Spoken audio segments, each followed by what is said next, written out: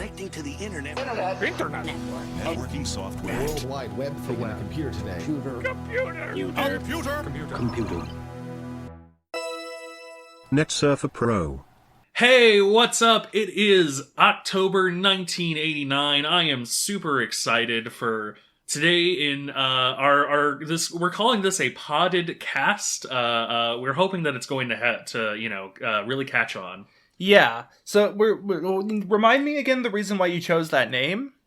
You see, I was looking at a cast bar from the famous game Final Fantasy, the first one for NES, which came out in 1989, and I definitely looked that up before this, and I'm not bullshitting. Mm-hmm. And then I thought, what if you put a pot on it? Oh, okay, yeah. So you're like planting a cast. Yeah.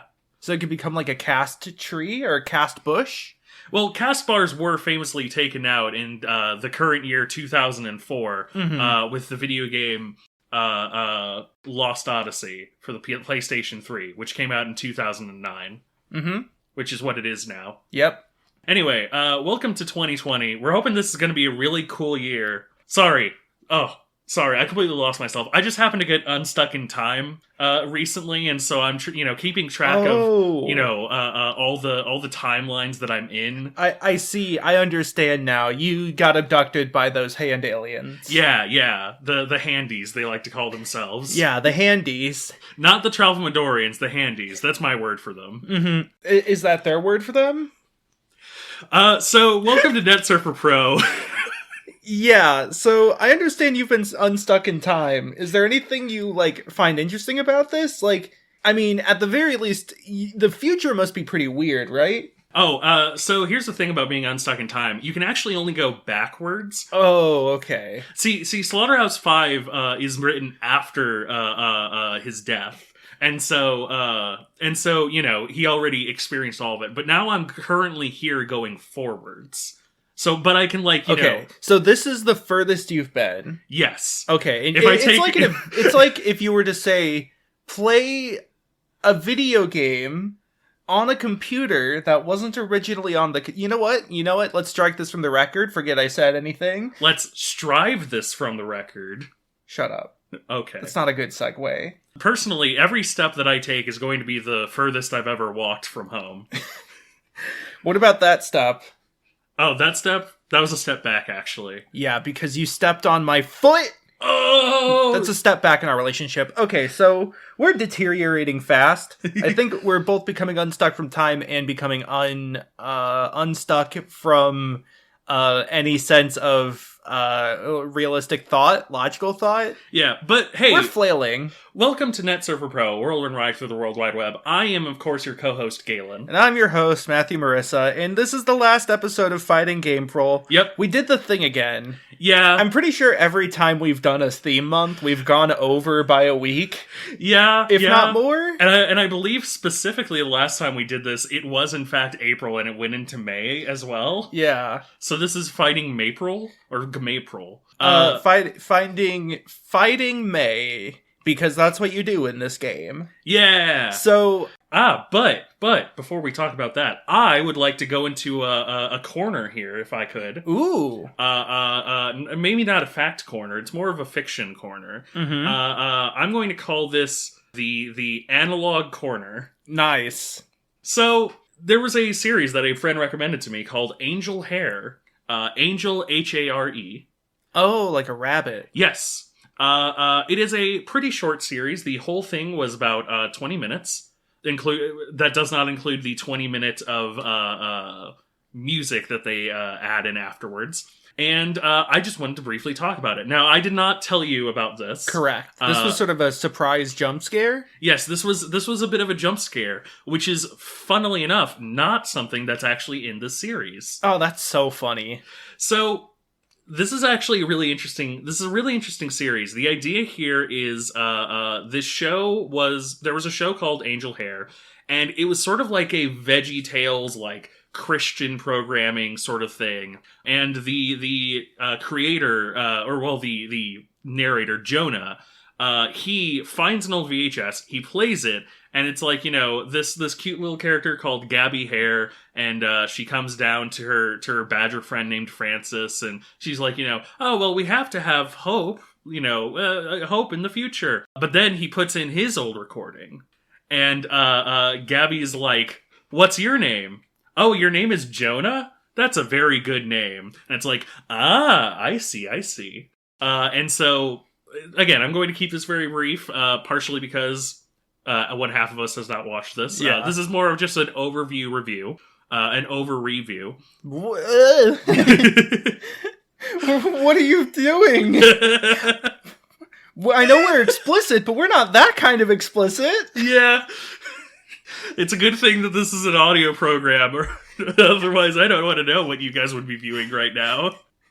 So, essentially, this is a really interesting idea. It does not show its hand very early. You get some ideas pretty early on, and then it builds a lot of tension. I'm going to say Petscop, and I hate that I'm going to say Petscop. It's not a Petscop but I'm going to compare it in that it uses a lot of the language of analog horror, but it doesn't really have scares. There's no spooky face. There's not even really like a ghost in the machine sort of thing. It's just it's a really interesting story about this person trying to figure out wait, what the hell happened when I was a kid? It's also really interesting because it ties in very well with nostalgia, because the point is that Jonah ends up trying to actually get in contact with Gabby Hare again. It's a really it is a really interesting little series. I do have to say there's a couple of things I'm not a fan of. For one thing, a lot of the music is kind of just a pitch shifted down sort of song that plays over most of the video. The videos are about 3 minutes long each, and that's not a terrible thing. Short series can still be very good. But that's more or less the entire music section. And there comes a point with a lot of analog horror style projects where you kind of have to ask what the meta is supposed to be. And this kind of doesn't really have the meta text to it. It's a lot of the notes are written sort of first person, as though Jonah is kind of currently doing the things, which maybe that was the intention. I'm not sure.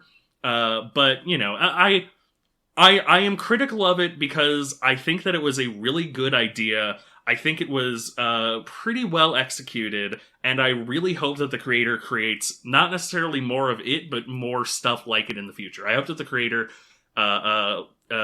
learns from this, grows, because a lot of craft was on display, and as somebody who watched a lot of things like VeggieTales and ended up having to watch a lot of the fun, weird Christian programming from my school, it's pretty spot on. It is a really interesting pastiche of that kind of thing. So that's my analog corner review of Angel Hare.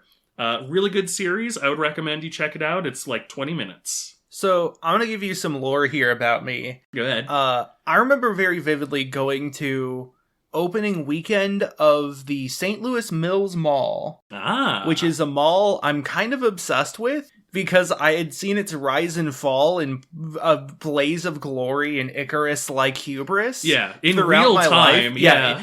And just one of the things I remember very vividly about the first time or so going there was they had a mall kiosk selling personalized VeggieTales CDs where it would be it would be the type of thing where it starts the song and then Larry's like, you want to sing along? And then it says your name. Michael, it's your birthday today. Yeah.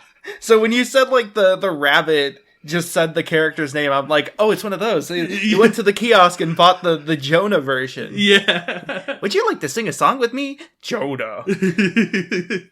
Didn't the Mills have a giant or not a giant, but a sign that had Larry and Bob outside one of the entrances? Or am I completely misremembering that? You might be misremembering. I'm not sure.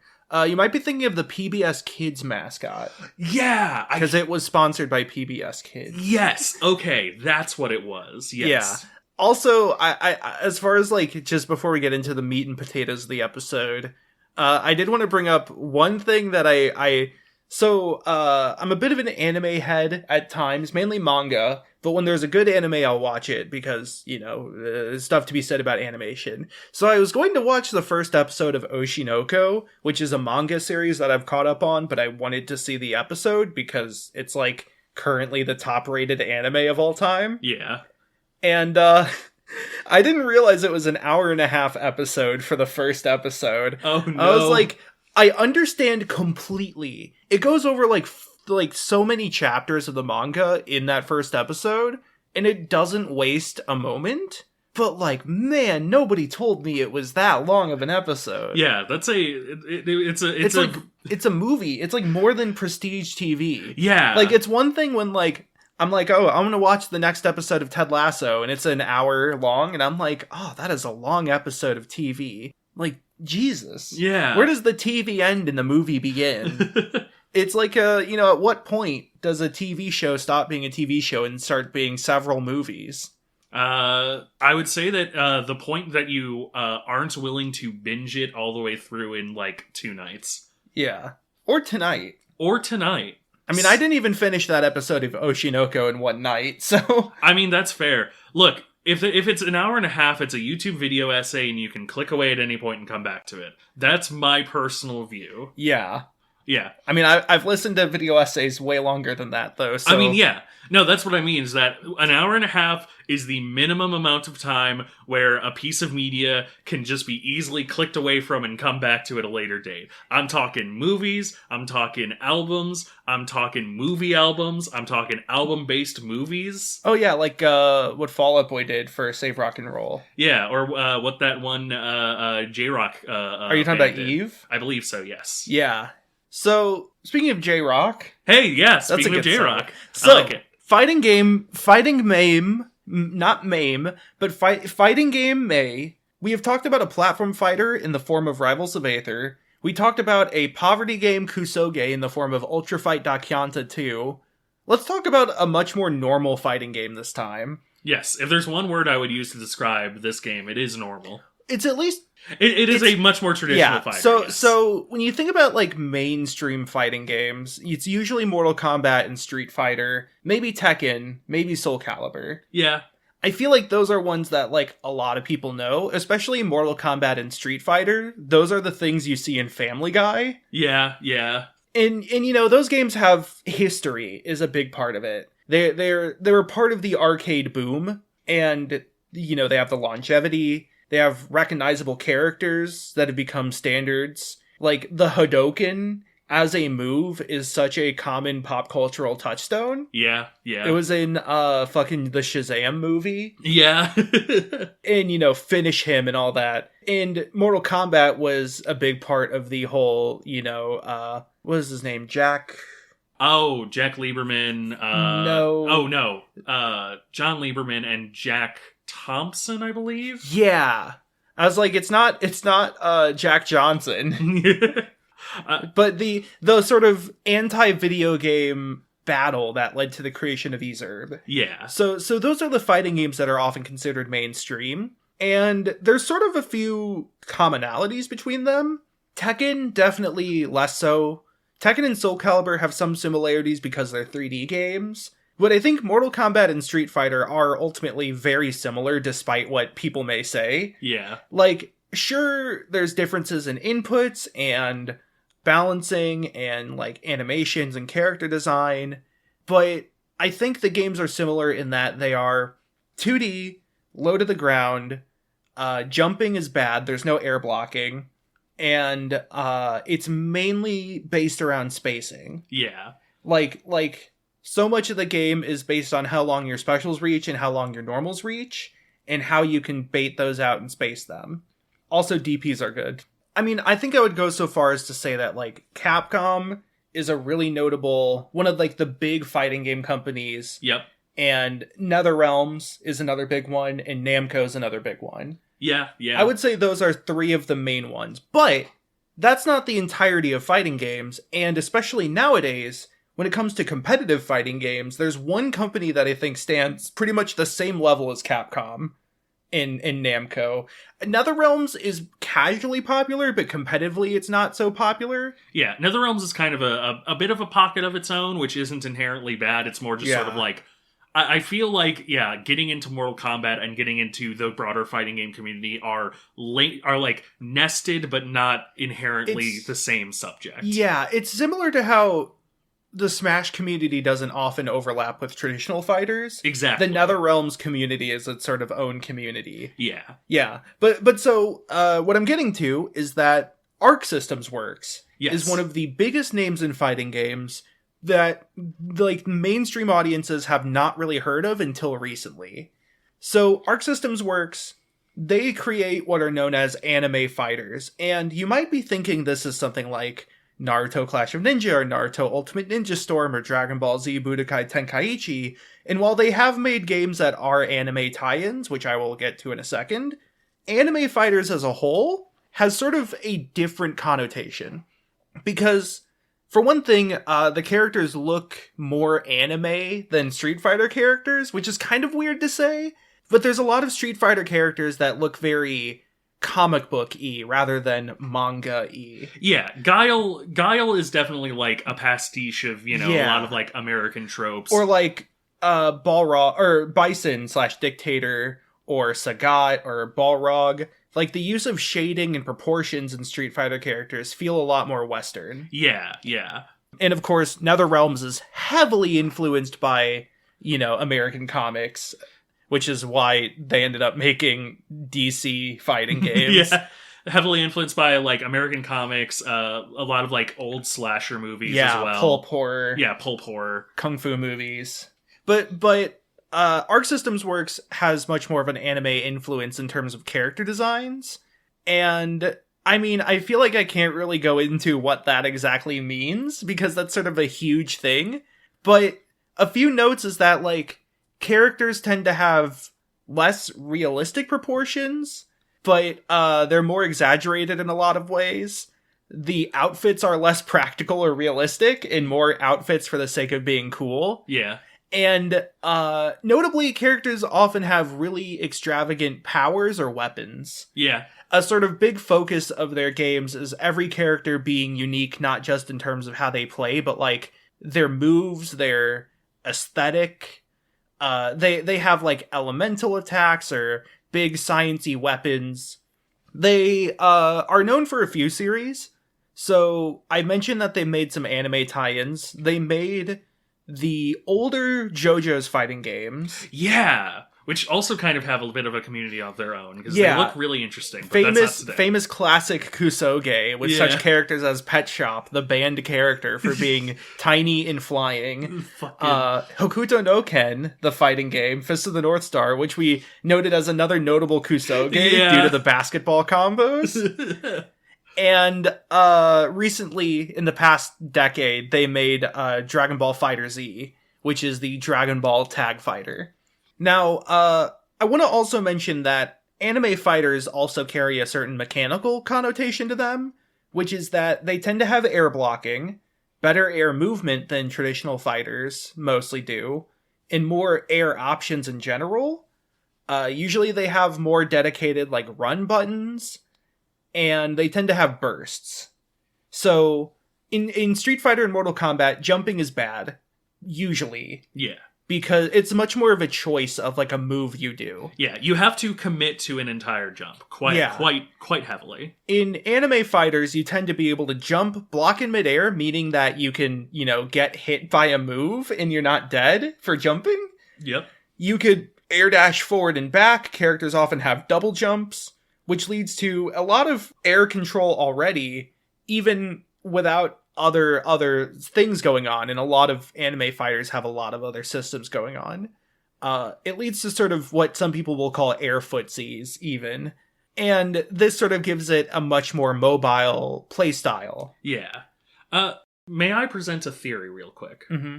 I would like to propose a triangle theory about fighting games. Essentially, and you can probably break this over your leg, you're almost certainly going to find a lot of examples that don't fit within this. I came up with this like just a few minutes ago. But I would like to propose that the extremes of this triangle are Street Fighter, Tekken, and Super Smash Brothers. Tekken specifically because it is a 3D fighting arena game that has a lot of like stance-based combat and a lot more slower pace. Street Fighter because it is a very traditional 2D fighter, back and forthy, a lot of footsies, a lot of kind of heavy committal, but also a lot of possibility for combos. And then Smash Bros because there's a lot of there's a lot of verticality and platforming, and it's definitely more of its own thing. But I bring this up specifically to say that you could, if you accepted this, you could probably map like anime fighters to sort of like somewhere between Street Fighter and Smash. It is probably definitely more on the Street Fighter side, but it has a whole heavy influence on verticality. The whole of the stage is kind of very considered, and so that's what I would like to present to the class here. So I do not agree with that at all. That's fair. There's probably better ways to put it. Like you could say, what's the main directions you're going? Forward, back, left or right, or up and down. Street Fighter is forward, back, Tekken is left and right, Smash is up and down. Or you could say it is not even a triangle where like being in one side removes your points in the other. It could be like one of those hex graphs where I have multiple like values, like how EVs are in Pokemon. Yeah. So like stand stat screens. Yeah. I almost said stand scat screens. That's Gross. A different thing. Yeah. This is a bad episode. Yeah, we keep bringing up the worst things. So, anyways, Arc Systems Works have had 2 long-running series. One of them is Blaze Blue, which has absolutely balls-to-the-wall combos. Character designs are fucked up. Everyone has resources. But their main series they're known for is Guilty Gear. Yes. The Fact Corner. Guilty Gear is a fighting game series that is sort of the brainchild of director, lead designer, lead composer, singer-songwriter, Daisuke Ishiwatari. Daisuke Ishiwatari loves metal. In Guilty Gear is a fighting game inspired by metal and the sort of rock community. It is an anime fighter where, for the most part, movement is much more safe and expressive. Every character has a unique weapon, and in general, characters are strong with strong options, big attacks, big movement, and a sort of rocket tag design mentality of giving everyone big cool things they can do. Yeah. So when I say it's inspired by metal, I think the most obvious is the music. Throughout the entire run, the music has been very guitar focused with a lot of distortion. The metal drums are a big part. Daisuke himself sings in a lot of songs throughout the series. Nice. And he has a very sort of screamy style, which leads to just a very interesting soundtrack that's very listenable on its own without playing the video game even. Yeah. Also, I think a big part of it is the aesthetics and the graphic design, especially pre-Strive.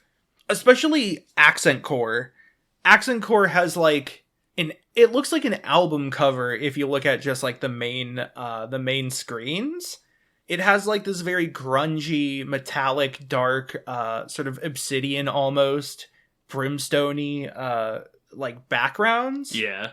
The artwork and the lettering is very reminiscent of like, I don't know, Metallica and metal groups as a whole. Megadeth, yeah. And a lot of characters have moves that are named after songs or artists. So this is like the whole range of music. So like the main character, Soul Bad Guy, his real name is Frederick, and his design and his name are based off Freddie Mercury.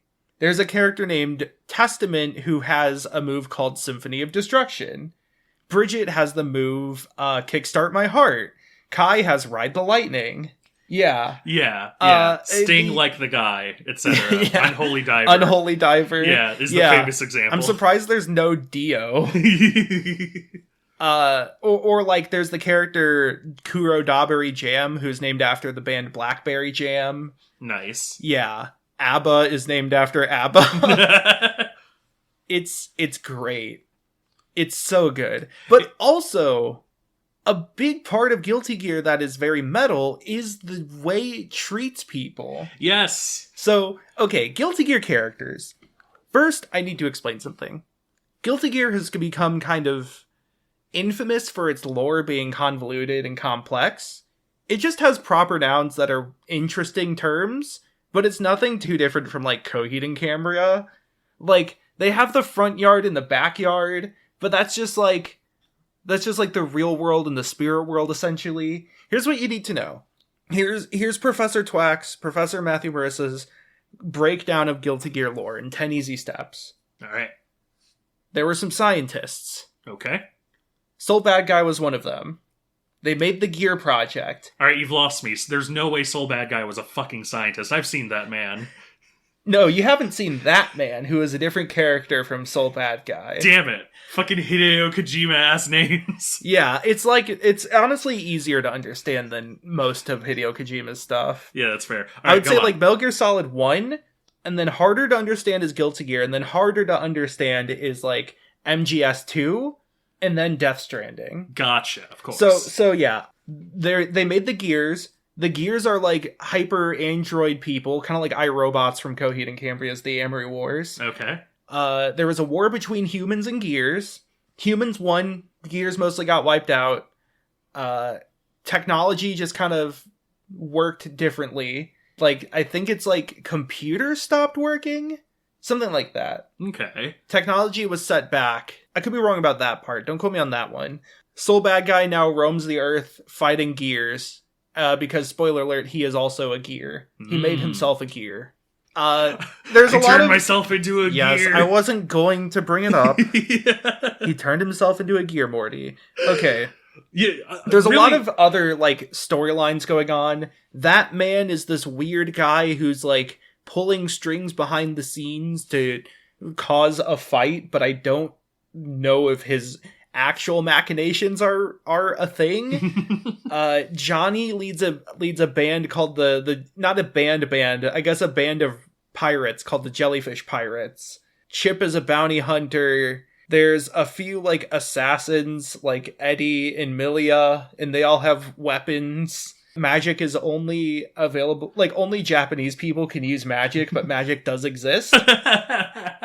It's what fighting games tend to do, other than, like, Mortal Kombat, is they would just have each character's story be a sort of its own self-contained short story. Yeah. That would often intersect, but it was less about an entire concrete plot with a start and end point and scenes between, and more like a start and end point and then this big field of different character stories going on. And oftentimes, playing a character's arcade mode or story mode would end up just telling you more about the world and maybe not necessarily the main conflict. So, like, the Gear War is the main conflict early on throughout the series, but, like, characters don't have to participate in the Gear War or, like, have this huge function in it.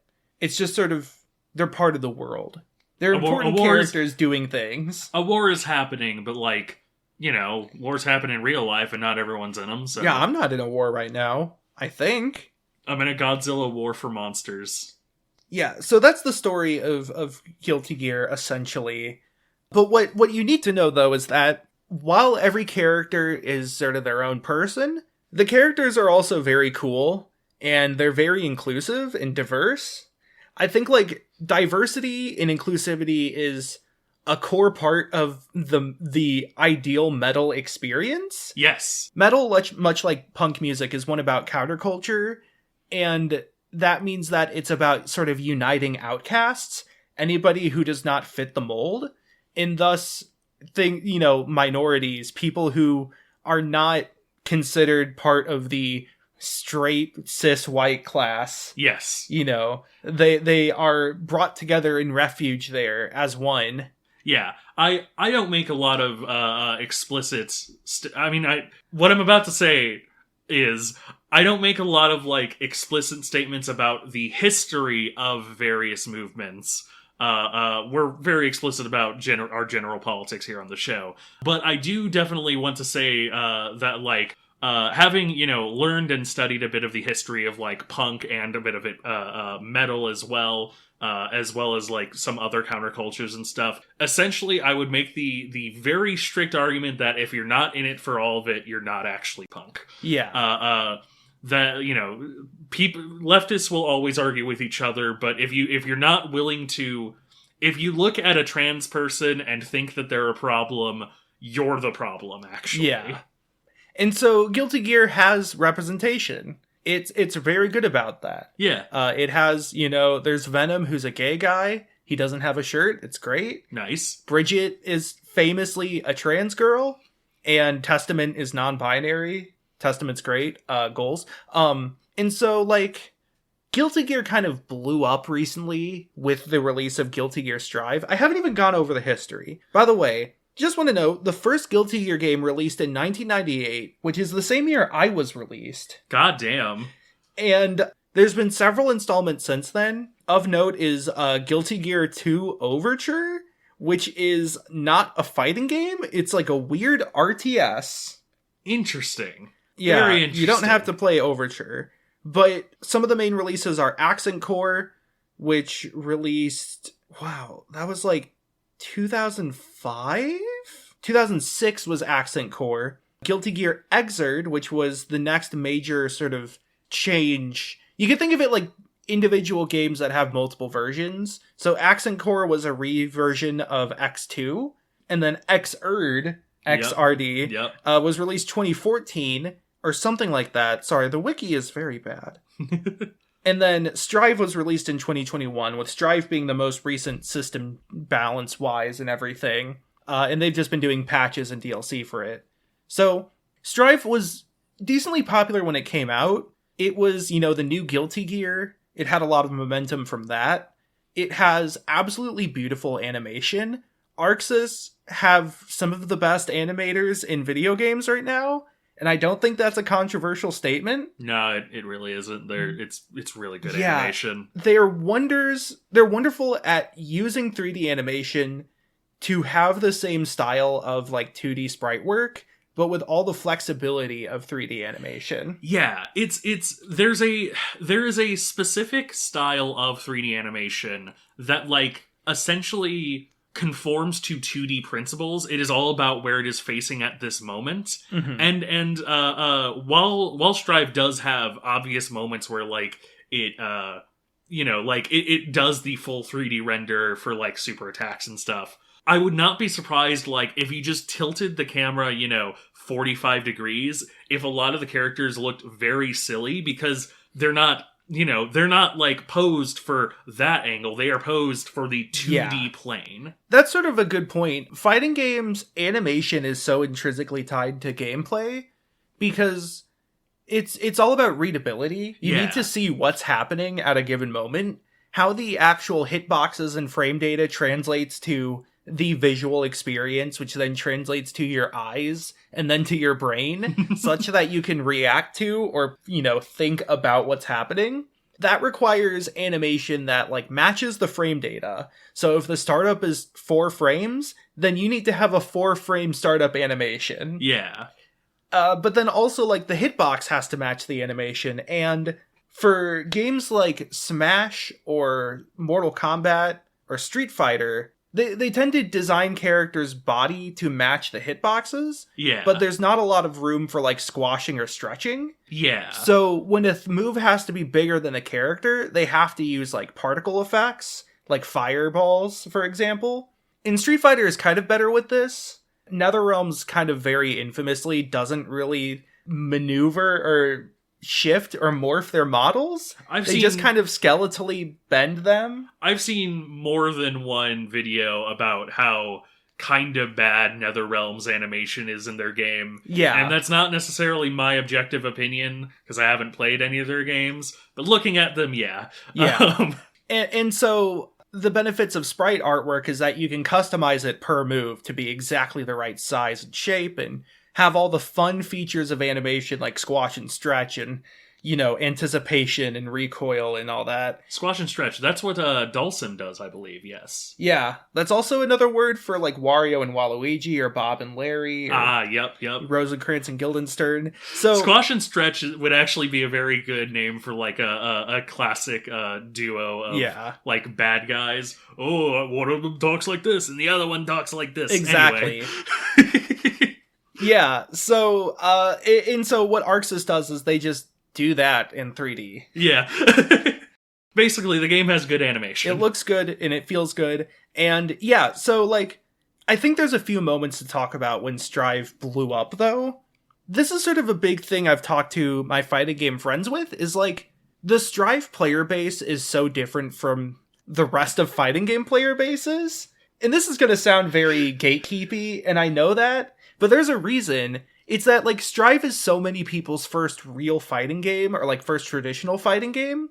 I know so many Smash players that played Smash and then Strive. Yeah. To the point where Strive is the only traditional fighter at Riptide, the Smash major in, like, Ohio. Yeah. One of the biggest Smash exclusive and Plat Fighter exclusive majors.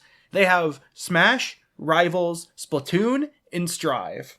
It's so wild to me that that's a thing. That is very strange. But Splatoon, it's amazing to me that Splatoon isn't the weirdest one on that list. But so, like, I mean, it's a Nintendo game. Yeah. But so, like, here's, I think, a few things. For one, Strive it looks beautiful. Yeah. It had that going since day one. Even people who, like, didn't play a lot of fighting games could at least talk about how good the animation was. Two, it is a very beginner-friendly game. I haven't touched on the mechanics of Guilty Gear games yet, and I will. But I just want to say Strive was kind of redesigned to be beginner-friendly. 3, Jacko. Yep, Jacko. 4, Testament. Yeah. 5, Bridget. Yeah.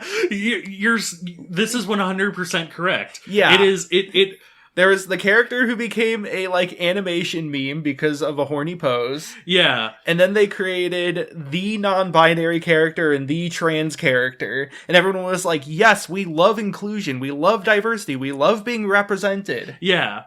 Yeah. It is really funny how, like, the progression of Strive almost kind of fits a state of the meme. Yeah. It's like it had Jacko, and then Testament was really cool, but not necessarily a meme. Although Unholy Diver did come in with Testament, which is still great. And then we had Brisket. Yeah. It's also really funny. So here's a bit of a stretch, but I think NecoArc helped Strive. Yeah. Because people saw NecoArc, they looked up Melty Blood, and they were like, this game's okay. And then they saw Strive, which has a trans girl, and they were like, so I want to play a fighting game, and I like the one with the meme cat, but I don't like the rest of the characters, but Strive is cool. Yeah. I 100% am going to submit this to the meme historians, because that is a theory that I think has a lot of, like, informal evidence. Yeah. It's sort of like NecoArc posting helped to sort of boost, like, the vision of fighting games in general. It's a rising tide. Yeah, it's a rising tide that raises a lot of ships, and it Strive goes, no. and Strive being both a very good beginner friendly option and having just sort of, like, hit after hit after hit, like, comes out and is a really good ship to jump onto. I also want to mention that Strive is an equal opportunity sexy game. Yes. Like, I'm not kidding. The men are more, like, sexually drawn than the women in these games. In all the Guilty Gear series. Yeah. Like, there is some debate on whether, like, sexualizing both is always the best way. But, like, I would argue Strive is, like, example number one. I would be like, look, this game has both really sexy men, really sexy women, really sexy non-binary people, and it also has, like less sexualized men and less sexualized women. Yeah, like May and Bridget and Faust. Yeah. I don't know that I would put those three together for any particular reason. Maybe the first two. They're adorable. Mm-hmm. Anyway, but, like, yeah, it really does run an entire gambit of, like, Do you want to play sexy character? Do you want to play cool looking character? Do you want to play cool looking sexy character? Do you want to play Potemkin? Do you want to play Mango Potemkin, Pistol. who is all three at the same time? So, I want to get on my rant box here for a moment. Oh, geez. Okay, Just hang briefly. on. Yeah, all right. I'm gonna head out, guys. See ya. I'll be back soon. I knew you wouldn't leave me. Yeah. I need you to hold on to the box in case I trip. Yeah, of course. Yeah, so, I think it's really funny how Guilty Gear Strive is the opposite of Get Woke, Go Broke. It's Get Woke, make more money. Yeah, yeah. It was the most played fighting game on Steam for a long time, and it's still one of the biggest. It's really only not that big now because they literally just messed up the online. The net play is broken currently, but like, so many people got into fighting games because they got woke, quote unquote. And it's so funny seeing people complain about tourists. Yeah. You know, like this is the alt-right dog whistle for trans people and, you know, gay and non-binary and queer people who play Guilty Gear as tourists. Yeah. But like, they play the games. They interact with the games. That's more than you're doing. Yeah, exactly. It's like, they didn't care until there was a trans character. Okay, do you care about it? Did you care about it before this point at all? I haven't even played the game, but now I won't buy it. Yeah, exactly. I'm going to commit to boycotting this game I already wasn't going to buy. Exactly. I also, to very briefly hit on that point as well, I feel like a case study could be made as well about how this works, whereas, like, Strive worked where Nintendo didn't. No. Strive worked where, like, I don't know, Disney didn't, for example. Because, like, a lot of the characters, like, you know, Bridget coming out as trans, Testament being non-binary, a lot of the characters feel, like, very intentional. Feel very, like, there is a soul behind them. A soul bad guy, if you will. But, like, it was really interesting. I did not actually know that, like, the like, director, I knew that he made the music. I didn't realize he was, like, essentially kind of the auteur, quote-unquote, like, heavier This is quotes. a auteur fighting game. Yeah. I feel like that lends a certain amount of, you know, like, credence to, like, no, this isn't just, you know, early on with Bridget, people were trying to discredit, like, you know, in the original translation, and, you know, he had to come out and be like, no, she's trans, idiots. Yeah. And so, yeah, that is a case study to be made at a later date, but I very much agree that this is the exact opposite of Get Woke, Go Broke. It feels very genuine the way that Guilty Gear does it. Not just like the characters are well written, but like just the decision to make them be diverse this way feels like it comes from a place of earnest wanting to have a more inclusive experience. Yeah. Rather than just wanting it for publicity or making money. Yeah. Nobody is saying that Bridget is Guilty Gear's first trans girl character. They're just, you know, glad Bridget's in it. Yeah. I also want to specifically shout out Gold Lewis, who is really good fat representation. Yeah. He's also someone I specifically want to get good at because he's the coolest He's so motherfucker good. in the game. He does not have an alien on his back. That's just a coffin he took from Area 51. Don't worry about it. It's not an alien. It isn't an alien. He's the president He's of the the president of the United Wait, no, he's States. not the president. He's the Secretary of Absolute Defense, which, by the way, is SOAD. He is a System of a Down reference, which is kind of fucked up when you think about it, that the American Secretary of Defense is a System of a Down reference, but, That's really you know, funny. I'm just gonna say Daisuke gets a pass. Yeah. Sorry, Serge. You want to come on and talk about Guilty Gear? Serge, not Daisuke? Oh my goodness. Yeah, put that on the canon. I was literally talking about this earlier of like, we gotta have an actual list. We got Banksy to talk about Mark Echo's Getting Up. I believe we had the person who made Yume Nikki for like Undertale or something. Mm-hmm. And so yeah, anyway. Yeah. So okay, we've talked so much about the history of Guilty Gear, the world of it, the sort of community. I haven't talked about the game at all. Yep. So I mentioned that it's air dash focused. There's a lot of air movement. In Exerd and previous games, air dashing was pretty much instantaneous. In Strive, they added sort of a startup to air dash, which I've heard was to help with rollback implementation, but also it does mean you can kind of react to air dashes better. Yeah. It's kind of neat. It looks like the characters create a wall behind them that they then jump off of. Yeah, it's a neat little thing of it looks really fun, but it's also a really neat little like, you know, immediate thing of like, hey, I'm doing an air dodge. It's also worth noting that aerial backdash does not have that startup, but it generally moves less far. So the defense option is faster, but not as effective for movement. There's a few sort of core mechanics throughout the Guilty Gear games that have been consistent. The first is the actual button layout. There's P, K, S, H, and D. Punch, kick, slash, heavy slash, and dust. Punch is your jab, your quick move, very fast, very physical. Most characters have fast punches. In forward punch, in Exerd and Strive, I'm not sure about in previous games before those, is an anti-air. A universal anti-air. Yeah, usually an overhead if I remember correctly. No. Just an anti-air. Just an anti-air. It has invulnerability from jumping attacks, some head invuln. Kicks are a little faster. They're usually a bit more of like a mid-range poke for some characters. Sometimes they're just sort of filler in links and chains, in gatlings. I'll explain what those are in a second. And then slash and heavy slash are the buttons that use your weapon. Usually slash is your main poke / combo option. And most characters have close slashes and far slashes, where depending on how close you are to the opponent, it either does close slash, which is usually better in block strings or in combos, or far slash, which is usually better farther away. Yeah.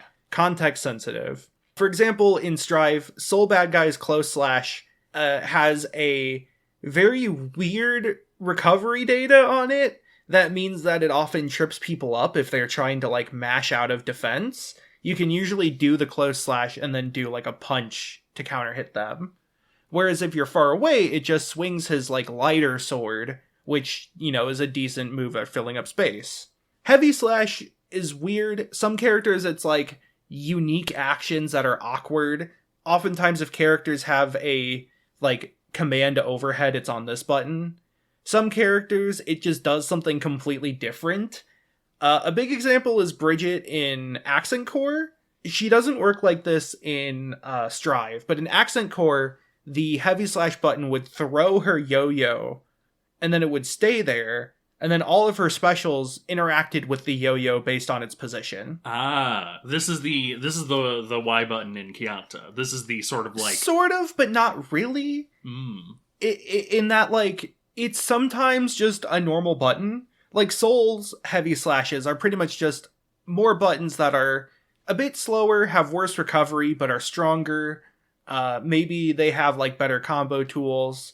They're usually good round start options, but they're not things you often throw out in neutral. Yeah. But some characters they are. They tend to just be the ones that have weirder properties. And then Dust is the universal low and universal overhead option. Crouching Dust is a low attack, every character has this. And then if you stand still and hold Dust, well, if you tap Dust, it's just an overhead that's kind of slow startup, but in return, everybody has it.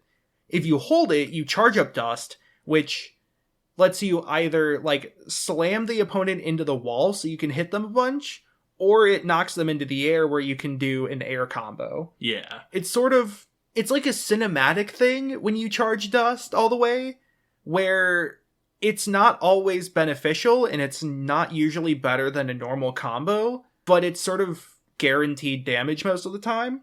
Then there's a few other main mechanics. There's Burst. Bursting is huge in anime fighters. Anime fighters have a reputation for having long combos. Burst is a defensive option that says, I want out of this now. Yeah. You do a big explosion around you. If it hits the opponent, then, you know, the opponent's knocked out. You can do it while you're being hit. If you don't do it while you're being hit, if you do it while you're just in normal, you know, whatever state, you do Gold Burst, which gives you meter when you hit the opponent. Otherwise, you can use it to escape combos. A big part of the meta of Guilty Gear is baiting out bursts. Either doing combos where you can end it early if you see the opponent burst, or just, like, ending your combo early, making the opponent burst, and then hitting them afterwards. Yeah. It's a built-in sort of game of rock, paper, chicken. It is a reversal button, and so the metagame, as it were, is kind of about trying to get into the headspace of your opponent to be like, can they use burst? They're going to use burst now, so I can, let them waste it and then continue. Mm-hmm. Oh no, they didn't use burst then, and now I'm being punched. Well, I'm going to use burst. But you can usually only do one burst per round. There's also faultless defense, where you hold any 2 buttons while blocking. And there's chip damage in most fighting games, where getting hit by certain moves while you're blocking will still do a tiny bit of damage. This is to prevent players from just holding block the entire game. Yep. Because otherwise you could do that and, just stall out the timer and get a draw. In Guilty Gear, you can circumvent chip damage by holding 2 buttons, but it drains your meter while you use it. So you have to be very intentional with when you actually use faultless defense. Yeah. Some characters have weird things they can do with it. Like, you can use it to sort of air brake. Like, if you're air dashing, a lot of times you can press faultless defense to stop your air dash movement forward. Interesting. The properties change in different games with different characters. Some characters have even more weird things, like Bridget, for example, in Accent Core. She has a move where she spins and, slowly moves towards the yo-yo. And normally it stops the moment you reach the yo-yo and then you fall down. But if you faultless defense, you can cancel it early, which means if you throw the yo-yo straight up, spin to it, and then faultless defense before you hit it, you go way past the yo-yo. So that's really funny. Now, there is one mechanic that I think Guilty Gear is most well known for, and it's sort of a huge thing that a lot of other fighting games include. Guilty Gear was the first to really do it, but it's become sort of a staple in so many other fighting games, and that is the Roman cancel. No, I don't know why it's called a Roman cancel. Maybe it was made by a guy named Roman. Maybe the director was thinking about it when he was just kind of ambling around. Yeah. But so, the way this works is you spend a meter to cancel what you're doing. Whatever you're doing, you stop it. There's a few different versions, and the exact versions depend on the game. Usually there's at least Roman canceling, where when you're blocking, you can Roman cancel to slow down time. So, if your opponent's got a really tricky mix-up that's hard to block, you can spend 50 meter to slow down time so you can maybe block it. Or just comprehend the situation. But the most common one is Roman canceling while you're doing a move, which stops you doing the move, and usually it means you're active immediately to do something else. It cancels whatever rest of the move goes on, and you're suddenly back to, normal, active, able to do whatever. Yeah. This is a very flexible mechanic. It's a very elegant one in that it is pretty simple to explain. Spend 50 meter to stop whatever you're doing, but it has huge consequences. And so much of the metagame and the theory and people developing strategies for Guilty Gear games comes from Roman canceling. For example, Soul has a move called Gunflame, where he stabs his sword into the ground and 3 or 5 pillars of flame come up from the ground. This is sort of a multi-hit projectile that takes up space, pretty good, knocks people off the ground, OTG, meaning it hits people that are on the ground and you can pick them up and still hit them. Yep. But you're active pretty much the whole time. You have to stand still even after the projectiles come out for quite a long time. It has a long wind down. You're in recovery for a long time. Yeah. But if you Roman cancel it, the projectiles will still come out, but you're able to move. So you can Gunflame, Roman cancel, run forward or air dash forward to start, aggressively attacking. You can Gunflame, Roman cancel, and then if your opponent tried to jump over the Gunflame, you can react to that with an anti-air. You can knock somebody down, Gunflame, and then they have to block the flames from the Gunflame while they're getting up, so you can do your other attacks and mix-ups. Or, you Gunflame, your opponent's already about to hit you, you can go, oh shit, and suddenly you're blocking the attack. Yeah. Those are just some of the options you can do for one move. And every character has so many little things like this. Yeah. It is a real playground of options you get. I want to talk about some technical stuff, some terminology we haven't really brought up. I'm surprised I went the whole episode without using numpad terminology. Yeah, numpad terminology is a lot less complicated than you think it is once you realize that most of the time it's ultimately going to be things just like quarter circles. Yeah, so here's what you do. Does your computer have a numpad? Look at the numpad. Go on. Imagine if all the numbers were arrows pointing outwards from the center, except 5, which is just the center. Now, those arrows represent the directions that your control stick could move in. That's numpad notation. Yep. So, different fighting game communities have different ways of talking about inputs. Just like how chess players have their own sort of chess language of like, knight e6, e4, queen f7. Yeah. In like Street Fighter players, they tend to have like quarter circle forward fierce or quarter circle back roundhouse, where each button has its own nickname. In games like Tekken, they have numbers for each input, so like 1, 2, and 3 are buttons instead of directions. In Smash, they have, forward tilt, back tilt, up tilt, down tilt. In anime fighters and a lot of other fighters, they use numpad notation, and that's the main notation you'll see online. So 236 is quarter circle forward. 6 plus a button is just forward in that button. If you see like 6, 3, 2, 1, 4, that's a half circle back. Usually you don't see 7, 8, 9. People will still say like jumping 4 or J4. Yeah. Or JA rather, JP, JK, what have you. I want to also specifically note that this notation is essentially, it is relative to where you are facing, and it assumes that you are on the left of the screen and your opponent is on the right. Yeah. So when we say 2, 3, I say we. When you say 236H, it assumes you are on the left side of the screen and you can do a quarter circle towards your opponent. Yeah. That's just a note that you want to keep in mind. But like once you have that idea, it's really easy to just kind of internalize that and be like, that means quarter circle towards the opponent. Yeah. So like Gunflame is quarter circle forward punch. That's 236P. And even if you're on the player 2 side and you're facing to the left, you would still call it 236P. The other thing I want to talk about is a term that I've heard some people kind of get annoyed with, but it's generally a term accepted by the whole community, which is Okizeme. So... Isn't that song about Mega Man? Yeah, about Mega Man 2. Yeah. And drifting away from friends. Yeah. And how sad it is to know that other people have grown up, even though you used to hang out with them all the time. Yeah, a beautiful dirge of a piece that's straining the creator's vocal cords. Mm-hmm. It's about Ultraman as well. Nice. But so, say you get knocked down in a fighting game. Somebody does a sweep. What happens afterwards?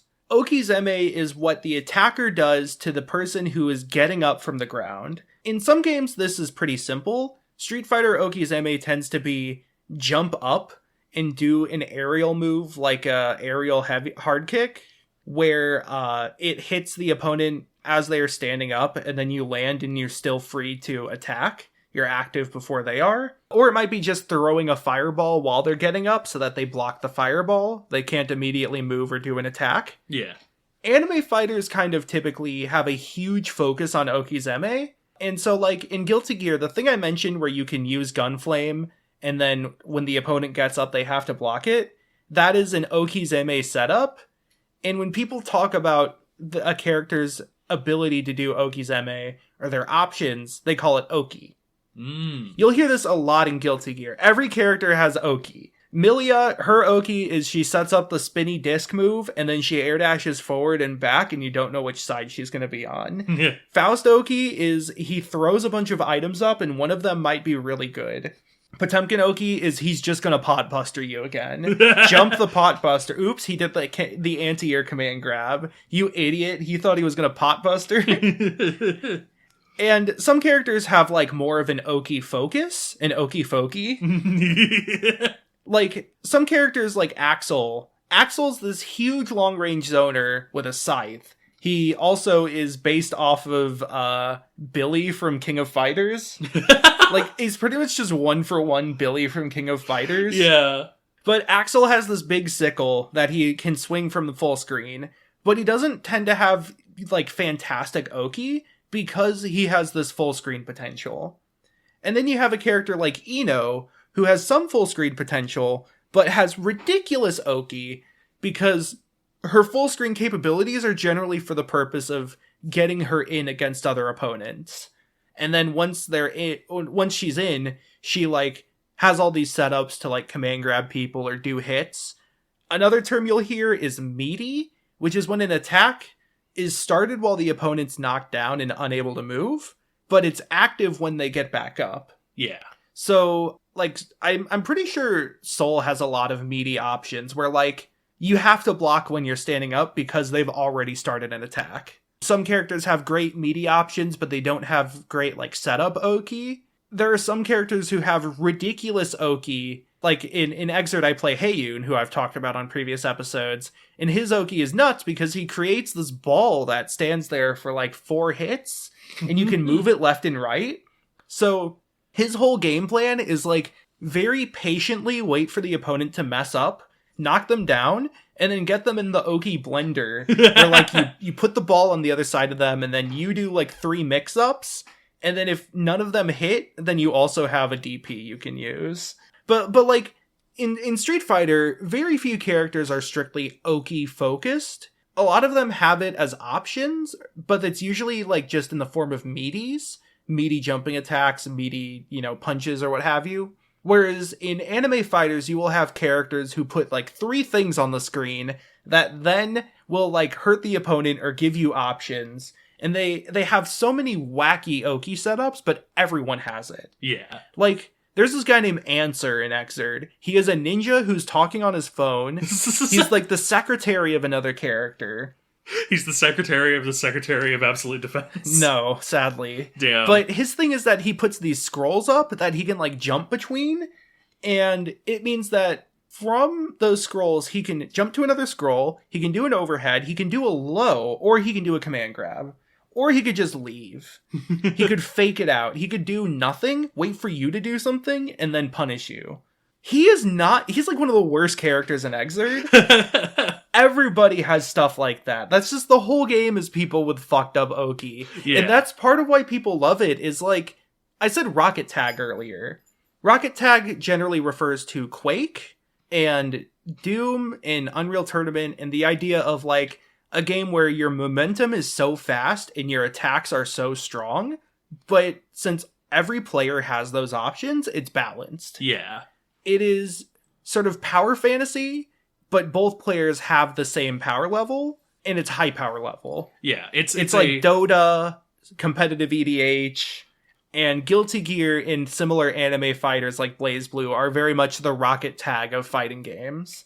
If everyone has enhanced lethality, then everything balances out. Yeah, when everyone's super. And I think that's really the anime fighter crux, is it's not just that it's like anime characters with big weapons and powers. Like, again, the reason why Slash and Heavy Slash are buttons is because everyone has a unique weapon. But it's also that the fights look like anime fights. Yeah. They're bombastic, they're super powered, they're all over the place, they're in the air, they're on the ground, they're in the air again. There's a bunch of explosions, there's a bunch of fire. There's ninjas. This woman has hair as a blade. Yeah, she can turn her blade into a weapon, and she's not the only character in fighting games that can do that. Potemkin is there.